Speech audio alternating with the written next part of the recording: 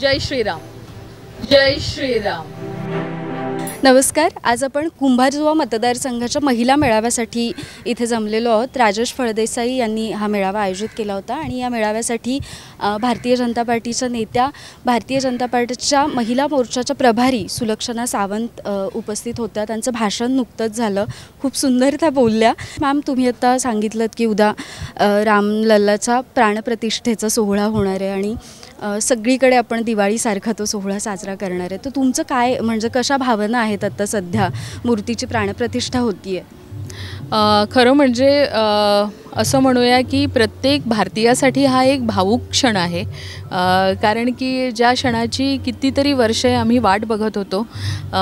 मी असं म्हणेन की ते सगळे जे कारसेवक म्हणून ह्या सगळ्या मी असं म्हणेन की रामलल्लासाठी आपली अयोध्या हे स्थळ मिळावं याच्यासाठी प्रयत्न केला.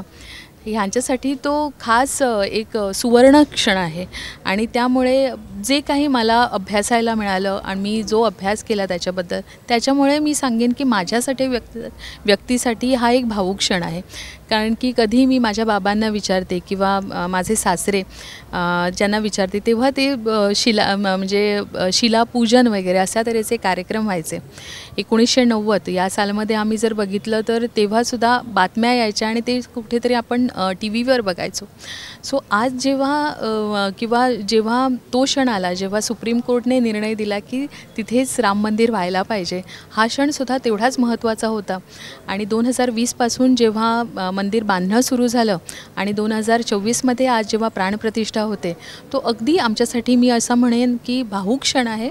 पण त्याचबरोबर एक असं होतं की एक आपली श्रद्धा जी आहे त्याच्यामध्ये असं आहे की जर आपली श्रद्धा आहे ना तर कुठलंच काम आपण अपुरं उरत नाही. सो त्या श्रद्धेने अनेक जणांनी जे काम केलं त्या श्रद्धेला कुठेतरी असं म्हणेन की एक पोचपावती म्हणून आज हे एवढा मोठा दिवस आपल्याला बघायला मिळतो, सगळ्या भारतीयांना बघायला मिळतो. आता हे मंदिर होतं आहे, मंदिराचं काम पूर्ण होतं आहे, प्राणप्रतिष्ठासुद्धा होती आहे. तर या सगळ्याचा भारतीय समाजाच्या दृष्टीने काही ब्रॉडर वेने बदल होईल समाजामध्ये असं तुम्हाला वाटतं आहे का?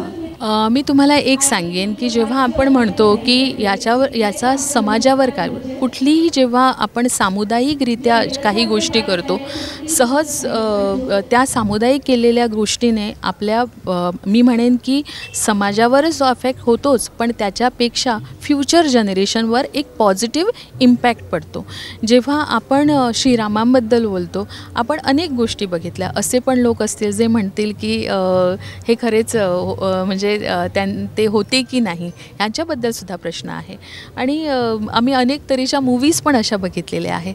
पण एक सहज आपण लक्षात ठेवावं की जेव्हा आपण म्हणतो की 6-7 हजार वर्षे पहिली जेव्हा रामायण घडलं आणि त्यानंतरच्या जेव्हा आपण आज श्रीरामांना त्याच श्रद्धेने जेव्हा पूजतो, तेव्हा एक आपल्याला लक्षात ठेवायला पाहिजे की त्या दैवत्वांमध्ये एक वेगळं श्रेष्ठत्व आहे. म्हणून तर त्याने आजपर्यंत प्रत्येकाच्या मनात एक वेगळं स्थान निर्माण केलेलं आहे. आजही जेव्हा आपण कुठल्या व्यक्तीबद्दल बोलतो तर आपण म्हणतो की कुणासारखं व्हावं, तर मर्यादा पुरुषोत्तम श्रीरामासारखा कुठलाही मुलगा असावा. सो त्यामुळे मला असं वाटतं की ह्यामुळे एक पॉझिटिव्ह इम्पॅक्ट असा होतो, एक व्यक्तीचं चरित्र कसं असावं, सो ते आम्हाला पुढच्या जनरेशनपर्यंत पोचायला मिळेल. आणि त्याचबरोबर मी असं सहज म्हणेन की समाजासाठी एक खूप महत्त्वाची गोष्ट आहे, जोपर्यंत आपल्याला इतिहास आपण व्यवस्थित आपण अभ्यासत नाही तोपर्यंत आपण चांगला आपलं भविष्य निर्माण करू शकत नाही. सो इतिहास पहिली शिका आणि मग चांगला आपला भविष्य निर्माण करा, एवढंच मी सांगेन.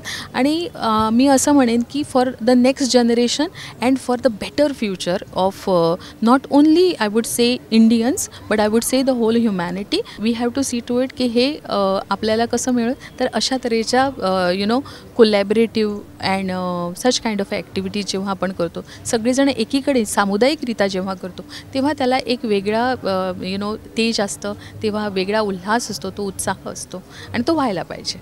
Yes, thank you so much. आणि उद्या रामप्राणप्रतिष्ठेचा सोहळा आहे, गोव्यातसुद्धा मोठ्या प्रमाणात तो साजरा होणार आहे. तो तुम्ही सगळे आपापल्या परिसरामध्ये जे मंदिर असेल तिथे जाऊन त्या सोहळ्याचा आनंद घ्याच, पण तुमच्या घरीसुद्धा दिवे लावून एक दिवाळी साजरी करूयात असं मॅडमनी मघाशीच सांगितलं. याच नोट्ससह थांबूयात. जय श्रीराम. जय श्रीराम.